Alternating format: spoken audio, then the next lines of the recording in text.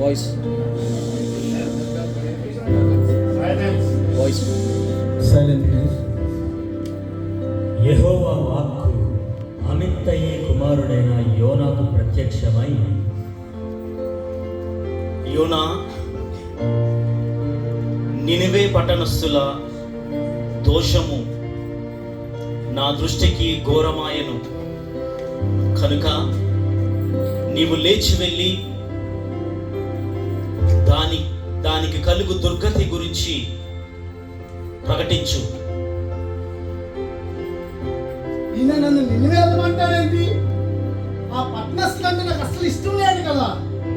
వాళ్ళు మా పగస్తులు. వాళ్ళ మీద నేను వెళ్ళడం ఏంటి? వాళ్ళు మార్చుకొని చెప్పడం ఏంటి? ఇంత ఎప్పుడు ఇంతే.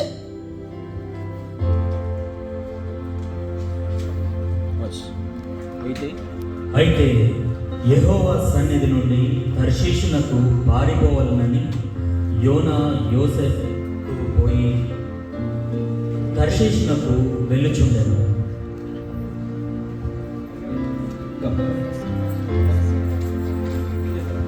ప్రశాంత్ కొద్దిగా డిమ్ చేయి, కిందికి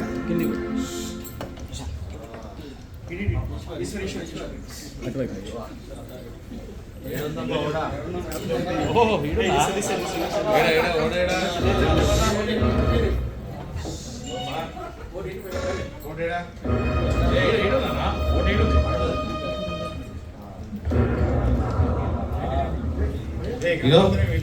మనందరము కిరణ్ మేము ఇక్కడ డిసైడ్ చేస్తాం. మీరు ఆగుకో. ఇదో మన బిజినెస్ నిమిత్తం మనం ఎక్కడ మంచి ప్లేస్ పోదాం అన్న, ఎంజాయ్ చేయాలి. మనమైతే ఫుల్ ఎంజాయ్ చేద్దాం. బిజినెస్ ఉండాలి, ఎంజాయ్మెంట్. Captain ready? కెప్టెన్ అన్న, లాస్ట్ టైం మనం వెళ్ళాం కదా, అక్కడ కాకుండా వేరే దగ్గరికి వెళ్దామన్నా. లాస్ట్ టైం దగ్గర వద్దు, వేరే కొత్తగా మనము చాలా విన్నా అన్న, తార్షీష్ బాగుంటదంట. ఎల్లాను బిజినెస్ అంటే ఫన్ కూడా ఉంటది, బిజినెస్ కూడా ఉంటది అన్న. రెండు ఉంటాయి మీ వైఫ్ గారు ఇక్కడ ఉన్నారు, మర్చిపోమాట. తెలియకుండా మేనేజ్ చేద్దాం అన్న. అది మేనేజ్ అయిపోతుందిలే. నవీన్ దర్శిష్కి వెళ్ళాలి. ఓకే, 2 దినాలు అవుతాయి. 2 దినాలు ఏమయ్యా? నా దగ్గర 1 దినాలు ఉంది.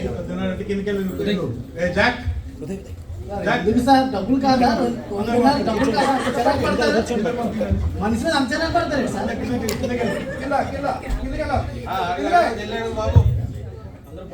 దొరా, నమస్తే దొరా. మేము దర్శించుకోవాలి. లైట్ ప్రశాంత్ లైట్ ఉంది, మంచి ఓడ ఉంది. అన్నీ మంచిగా ఉంటాయా? 2 దినాలు. లెదర్ సీట్స్ బాగా బాగుండాలా. నావకుడు జాక్ మంచి తీసుకెళ్తాడు.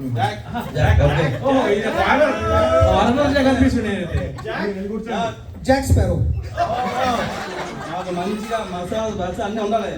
బిజినెస్ పీపుల్ చాలా బాగుంటుంది. మీరు రండి, అన్నీ ఉంటాయి. చుక్కలు కూడా ఉంటాయి. ఇట్లా స్వర్గం అంచులో తీసుకెళ్ళి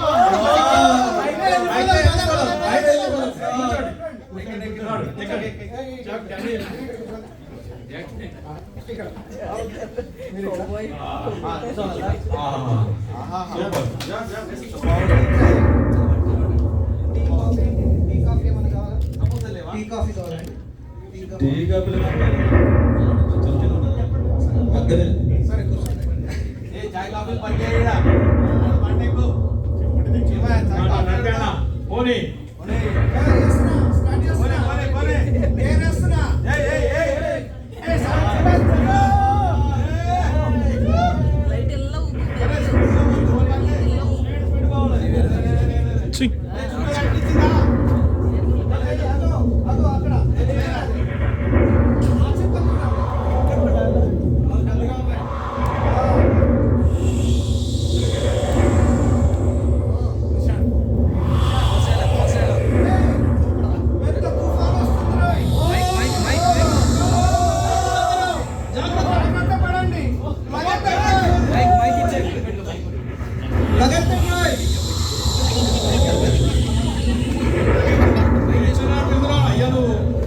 ఇంత పెద్ద తుఫాను నేను ఎప్పుడూ చూడలేదు.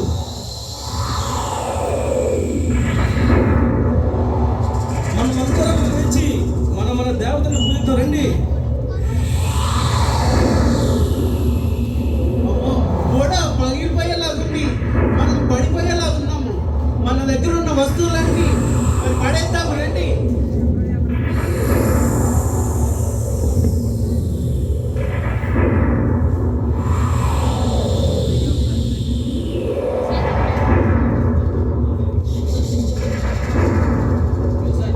అసలు ఎవడు?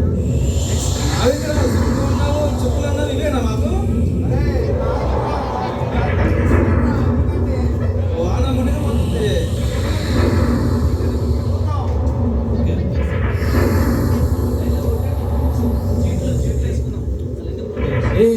ఇలా వస్తుంది, ఏమవుతుంది? మన దాంట్లో ఎవరైనా ఎక్కారా? చూడండి చీట్లు వేసుకొని చూద్దాం. ఎవరో కనిపిస్తారు ఇక్కడ.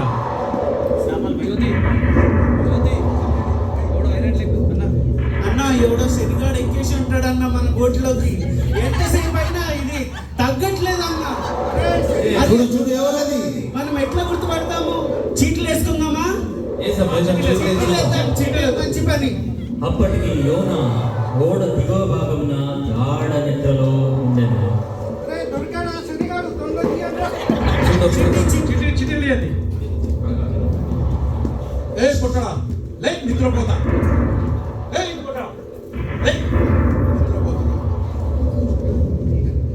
ఏమవుతుందో అర్థమవుతుందా? బయటికి వెళ్ళు. ఉరుములు మెరుపులు తుఫాను వస్తుంది. మేమందరం మా దేవతలకు పూజ చేస్తున్నాం. నువ్వు కూడా మీ దేవుని పూజ చేయి. మమ్మల్ని కాపాడమని చెప్పు, కనికరిస్తామో చూద్దాం. వెళ్ళు పైకి, వెళ్ళు పైకి వెళ్ళు. అన్న చిట్లు తీసినారా అన్న? రెడీ.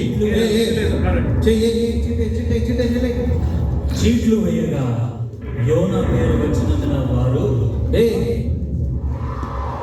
యోనా పేరు వచ్చిందే. అయితే శనిగాడు వాడే అయి ఉంటాడన్న. రండి రండి రండి అడుగుదాం. బయట వేసేదండి. ఎవరు నువ్వు? ఎవరు నువ్వు? ఎవరు బాబు? నేను హెబ్రీ నిలబడే యోనాను. ఆకాశమునకు భూమికి భూమిలో ఉన్న సమస్తానికి సృష్టికర్త అయిన దేవుడైన యెహోవాకు సేవకుడను. యోనా, నువ్వెవరివి? ఎక్కడి నుంచి వచ్చావు? మా పాట ఉండిపోతుంది. మేమేం చేయాలి? మేము చచ్చిపోతాము. చెప్పు, ఏం చేయాలి?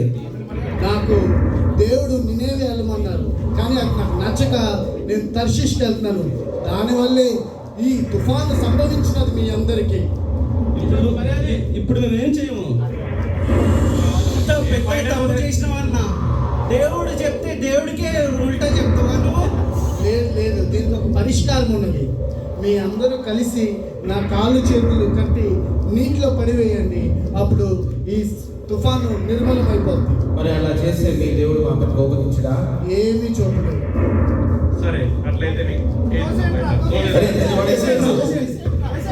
యోనాను సముద్రములో పడవేయగా సముద్రము పొంగకుండా ఆగెను. అది చూచి ఆ మనుష్యులు అన్యులు యెహోవాకు మిగుల భయపడి ఆయనకు బలి అర్పించింది. గొప్ప మత్స్యము ఒకటి యోనాను మింగవలెనని యెహోవా నిర్ణయించిన ప్రకారము ఆ మత్స్యము కడుపులో యోనా 3 దినములు ఉండెను. బయటకు వచ్చాడు షిఫ్ట్ తీసేసాడు. తీసేసి బయటకు వచ్చి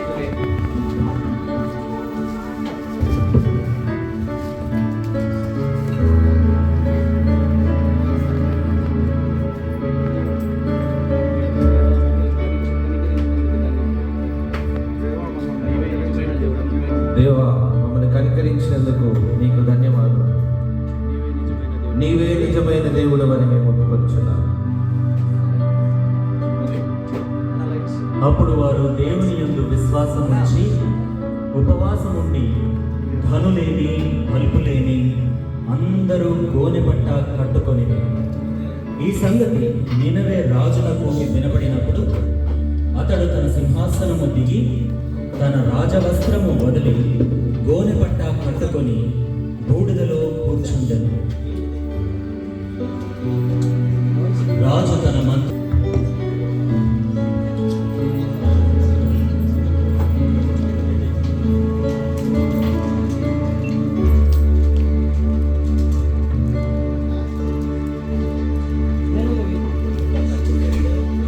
ఒకవేళ దేవుడు తన మనసు మార్చుకొని పశ్చాత్తాపుడై తన కోపాన్ని తగ్గించుకుని కనుక అందరూ మనుషులు, పశువులు అందరూ ఏమి తినకూడదు, త్రాగకూడదు. అందరూ గోనె పట్ట కట్టుకొని ఉండవలెను. ఒక్క నిమిషం సైడ్లో కూర్చో. అక్కడ కూర్చో. యోనా, నీవు లేచి వెళ్ళి నినువేకు నేను నీకు తెలియచేసినది ప్రకటించు. అందరూ ఈ క్రియలను చూసి నినివే ప్రజలారా, ఇంకొద్ది 40 రోజుల్లో మీ అందరికీ మహాశ్రమలు కలగబోతున్నాయని దేవుడైన యెహోవా సెలవిచ్చుచున్నాడు.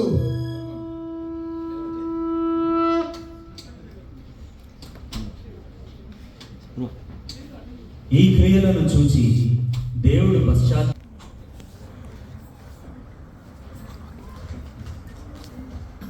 అసలు ఈ దేవుడు నాకు తెలుసు, ఎవరైనా ప్రార్థిస్తే త్వరగానే కరిగిపోతారు. ఎలాంటి శత్రువునైనా, నా శత్రువైనా క్షమించేస్తాడు.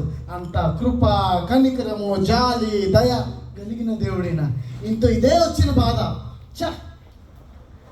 యోనా, నీవు కోపించుట న్యాయమా? అవును, న్యాయమే. అంతటా యోనా తూర్పు తట్టు బస చేసి పందిలి ఒకటి వేసుకొని పట్టణమునకు ఏమి సంభవించునో అని చూచెను. యోనా 4:6-8 వరకు. దైవమైన యెహోవా సొరచెట్టును ఒకటి ఏర్పరచి తనకు కలిగిన శ్రమను పోగొట్టుటకై అది పెరిగి యోనా తలపైన నీడనిచ్చినట్లు చేసెను. ఆ సొరచెట్టును చూచి యోనా బహు సంతోషించెను. మరునాడు తెల్లవారగానే దేవుడు ఒక పురుగును ఆ సొరచెట్టును కొరికి చంపునట్లు నియమించెను. అందువలన అది ఎండిపోయింది. మరియు సూర్యుడు ఉదయించినప్పుడు దేవుడు ఒక ఉష్ణమైన తూర్పు గాలిని సిద్ధపరచెను. సూర్యుడు యోనా మీద ప్రకాశించగా సొరచెట్టు ఎండిపోయినందున యోనాకు సొమ్మసిల్లునట్లుండెను. అతడు మృతి పొందవలెనని కోరి, ఈ మరణము నా మరణం కంటేను శ్రేయస్కరమని చెప్పాను. ఈ సొరచెట్టు విషయంలో నీవు కోపగించుట న్యాయమా? అవును, చంపేంత కోపం వస్తుంది నాకు.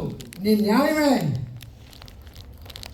నీవు కష్టపడకుండా, పెంచకుండా, ఒక రాత్రిలోనే పుట్టి పెరిగి ఒక రాత్రిలోనే ఉన్న ఈ సొరచెట్టు విషయంలో నీవెంత విచారపడుచున్నావే. అయితే 120,000 కంటే ఎక్కువై కుడి ఎడమలు ఎరుగని ఈ జనము బహు పశువులను గల నినివే మహాపురము గురించి నేను విచారపడనా? యోనా దేవునికి అన్న అనుబంధాన్ని మనం ఇక్కడ గమనిస్తూ ఉన్నాం. యోనా జీవితంలో 2 మార్లు తను కిందకి పడిపోయినప్పుడు, ఓడలోను తర్వాత చెట్టు దగ్గర దిగజారే స్థితిలో ఉన్నప్పుడు దేవుడు తన లేవనెత్తే విధానాన్ని మనం ఇక్కడ గమనిస్తున్నాం. యోనా ద్వారా అనేక మంది అన్యులు రక్షణ మార్గంలోకి నడిపించబడడానికి, యెహోవా దేవుడే నిజమైన దేవుడని తెలుసుకోవడానికి యోనా కారణమయ్యాడు. ఆ ఓట్లో ఉన్న చాలా మంది కూడా దేవుని ఎరిగి ఆయనకి బలి అర్పించినట్టుగా మనం చూస్తాం. అదేవిధంగా నినివే రాజు పశ్చాత్తాపుడే దేవుని ఎదుట తన పాపాన్ని ఒప్పుకొని తన ప్రజలందరికీ చెప్పిన విధానంగా ఉపవాసం ఉండినట్టు మనం గమనిస్తున్నాం. సో మన దేవుడు ఎంత కోపగించినప్పటికీ, ఎంత భయంకరంగా మనకు ఆర్డర్ చేసినప్పటికీ ఆయన చూపే జాలి, ఒక ప్రార్థన, ఒక పశ్చాత్తాపం మన లోపల ఉన్నట్లయితే ఆయన కనికరించి మనల్ని క్షమించే దేవుడు ఉంటున్నాడు. సమయం ఎంచుకోలేదు. మనం పశ్చాత్తాపడడానికి ఇంకా ఆలోచిస్తున్నామా?